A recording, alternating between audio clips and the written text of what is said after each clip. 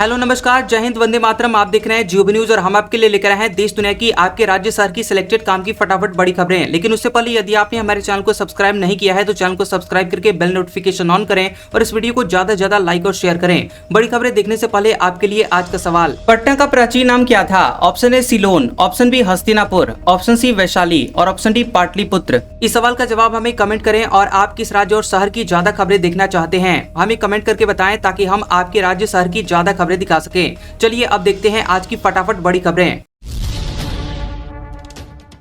राहुल गांधी के विदेश मंत्री एस जयशंकर से 3 सवाल। बोले, भारत की विदेश नीति ध्वस्त, पाकिस्तान की निंदा में हमारे साथ कोई देश क्यों नहीं आया? कांग्रेस नेता राहुल गांधी ने विदेश मंत्री एस जयशंकर से 3 सवाल पूछे हैं। एक दिन पहले राहुल गांधी ने पीएम मोदी से भी ऑपरेशन सिंदूर और भारत पाकिस्तान सीज फायर को लेकर 3 सवाल पूछे थे।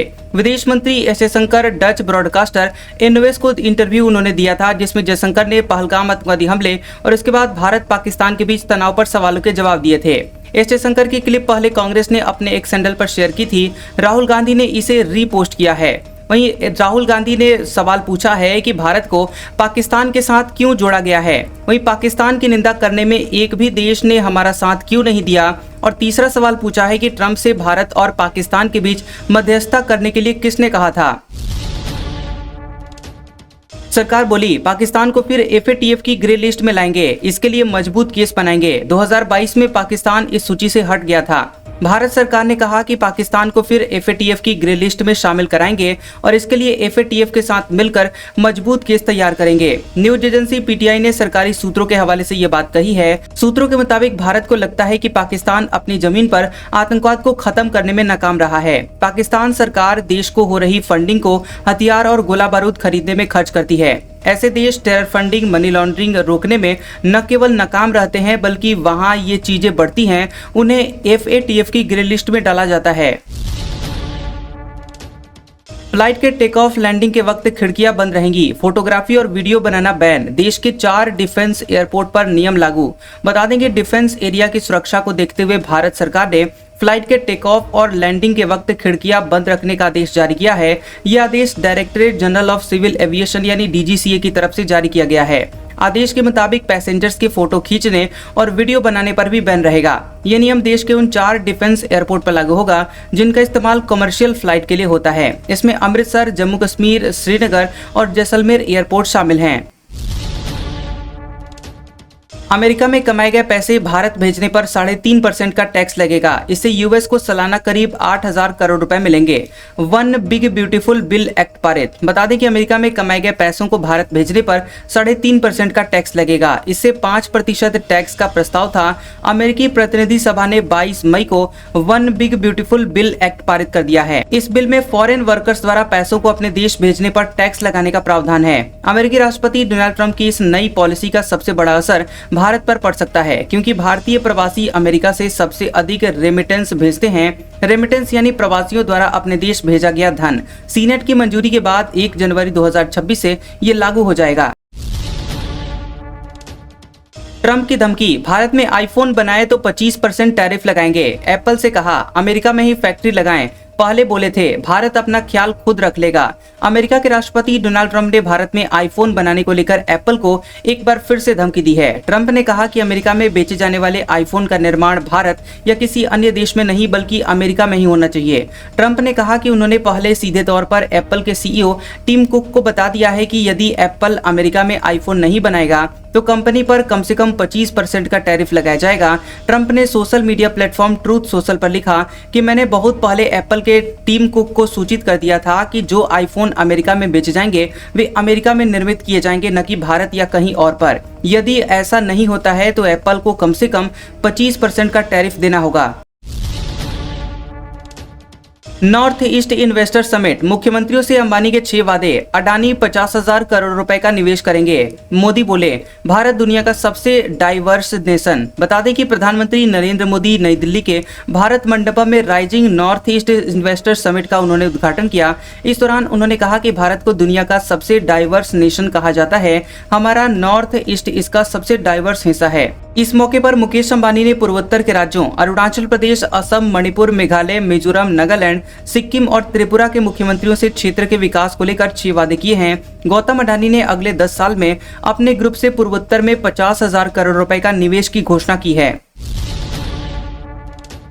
संजौली मस्जिद में जुमे की नमाज पर बवाल, संघर्ष समिति के कार्यकर्ता भड़के, प्रशासन पर लगाया आरोप, पानी बिजली नहीं काटने पर रोष। बता दें कि शिमला के संजौली में उस वक्त माहौल तनावपूर्ण हो गया जब विवादित मस्जिद में समुदाय विशेष के लोग नमाज अदा करने के लिए पहुंचे। देवभूमि संघर्ष समिति ने संजौली स्थित विवादित मस्जिद में जुमे की नमाज पर आपत्ति जताई। संघर्ष समिति के सह संयोजक विजय शर्मा ने कहा कि पुलिस प्रशासन हिंदू संगठनों को हनुमान चालीसा का पाठ करने की अनुमति नहीं दे सकती, तो अवैध मस्जिद में जुमे की नमाज अदा करने की अनुमति भी नहीं दी जानी चाहिए।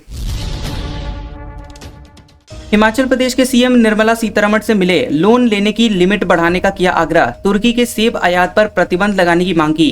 हिमाचल प्रदेश के मुख्यमंत्री सुखविंदर सिंह सुक्खू ने दिल्ली में केंद्रीय वित्त मंत्री निर्मला सीतारमण से मुलाकात की है। सीएम सुक्खू ने केंद्रीय मंत्री से राज्य के कर्ज लेने की सीमा बढ़ाने और तुर्की के सेब आयात पर प्रतिबंध लगाने की मांग की है। सीएम ने कहा कि हिमाचल समेत जम्मू कश्मीर और उत्तराखंड के सेब उद्योग को बचाने के लिए तुर्की के सेब आयात पर पूर्णतः प्रतिबंध लगना चाहिए। खास करके तुर्की द्वारा पाकिस्तान की मदद के बाद ये कदम उठाना और जरूरी हो गया है।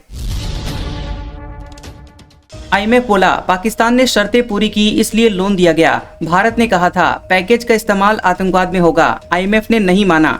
भारत के विरोध के कुछ दिन बाद इंटरनेशनल मॉनेटरी फंड यानी IMF ने पाकिस्तान को दिए गए $2.4 बिलियन के बेलआउट पैकेज का बचाव किया है। IMF ने कहा कि पाकिस्तान ने सभी फंडिंग शर्तों को पूरा किया है, जिस वजह से इस पैकेज को मंजूरी दी गई है। 9 जून 2025 को जब इस पैकेज की मंजूरी को लेकर IMF की बोर्ड मीटिंग हो रही थी तो भारत ने कर्ज देने पर आपत्ति जताई थी और वोटिंग में शामिल नहीं हुआ था। भारत ने कहा था कि पैकेज पर दोबारा से विचार होना चाहिए और क्योंकि पाकिस्तान इन पैसों का इस्तेमाल आतंकवाद को बढ़ावा देने में कर सकता है। हालांकि IMF ने इसे नहीं माना। बिना वकील पहुंची यूट्यूबर ज्योति को मिली कानूनी मदद, मुंबई और उज्जैन पुलिस भी पूछताछ करेगी। कोर्ट ने 2 वजहों से रिमांड बढ़ाया। पाकिस्तान के लिए जासूसी के आरोप में पकड़ी गई हरियाणा की यूट्यूबर ज्योति मल्होत्रा ने अपने लिए कोई वकील नहीं किया है। 22 मई को हिसार कोर्ट में पेशी के वक्त जज ने ज्योति से इस बारे में पूछा, जिसके जवाब में ज्योति ने कहा कि उसने कोई प्राइवेट वकील नहीं किया है। इसके बाद कोर्ट ने ज्योति की लीगल मदद के लिए डिफेंस लीगल एंड काउंसिल को आदेश दिया। इससे जुड़े हुए 3 वकील जोगमनी शर्मा, दीपक और नितिन कोर्ट में पहले से मौजूद थे। उन्होंने उसी वक्त ज्योति के बचाव में दलीलें दी। सरकार की ओर से सहायक जिला न्यायवादी मनदीप बड़क पेश हुए।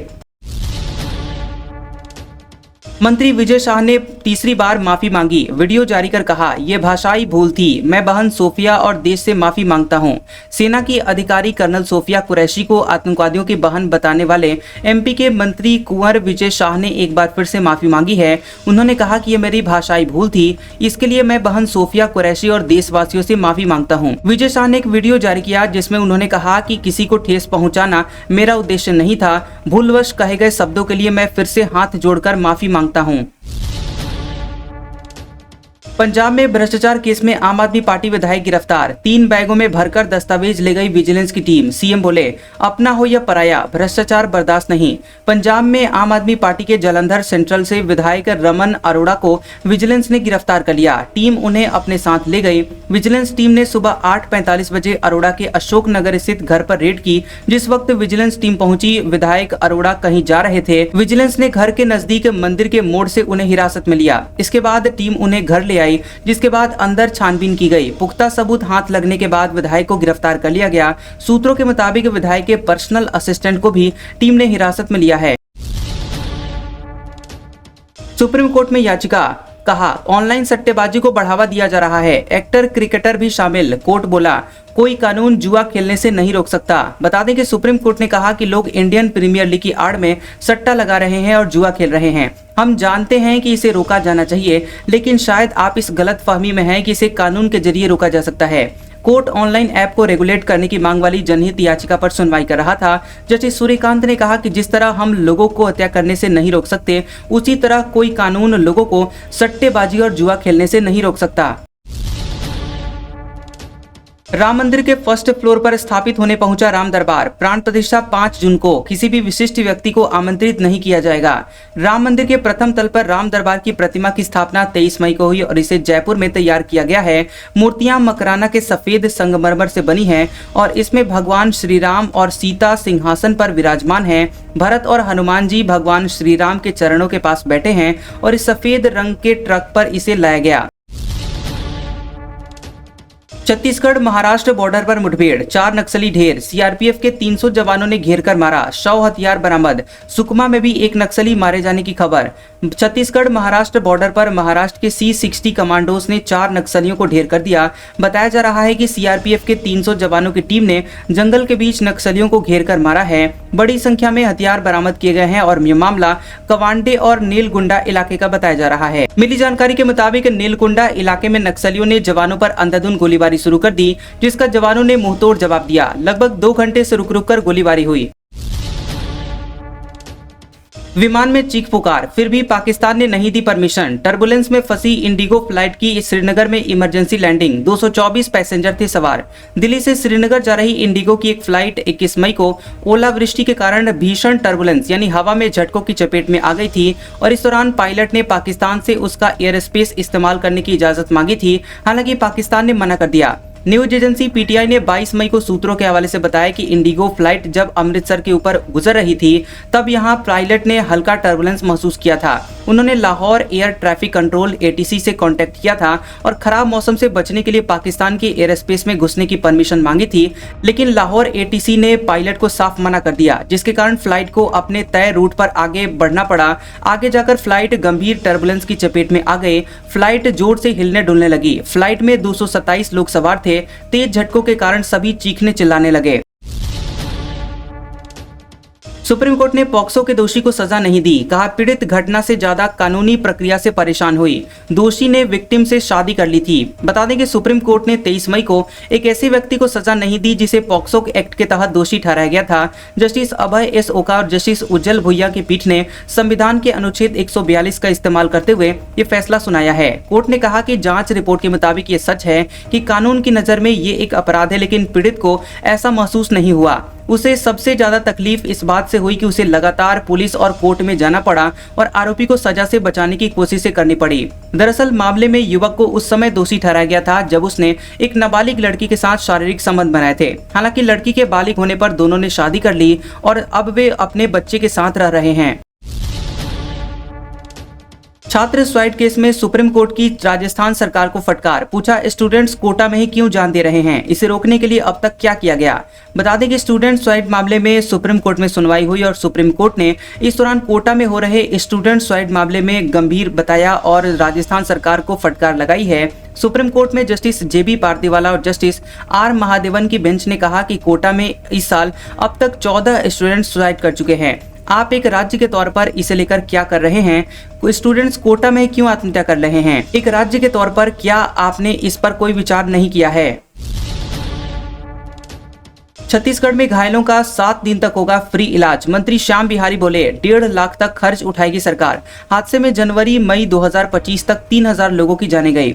छत्तीसगढ़ में सड़क हादसों में घायल लोगों को बड़ी राहत मिलेगी। स्वास्थ्य मंत्री श्याम बिहारी जायसवाल ने घोषणा की है कि सड़क हादसे में घायल व्यक्ति का 7 दिनों तक आयुष्मान भारत योजना से जुड़े अस्पतालों में फ्री इलाज होगा। प्रदेश में 807 से अधिक आयुष्मान से जुड़े हुए अस्पताल हैं। मंत्री बिहारी ने बताया कि अगर किसी व्यक्ति की हादसे में चोट लग जाती है तो उसे 1,50,000 रुपए तक का इलाज मिलेगा। अगर एक ही परिवार के 2 सदस्य घायल होते हैं तो उन्हें 3 लाख और 3 सदस्य घायल होते हैं तो 4,50,000 रुपए तक का मुफ्त इलाज मिलेगा। नकदी रहित उपचार स्कीम 23 मई 2025 से लागू हो गई है।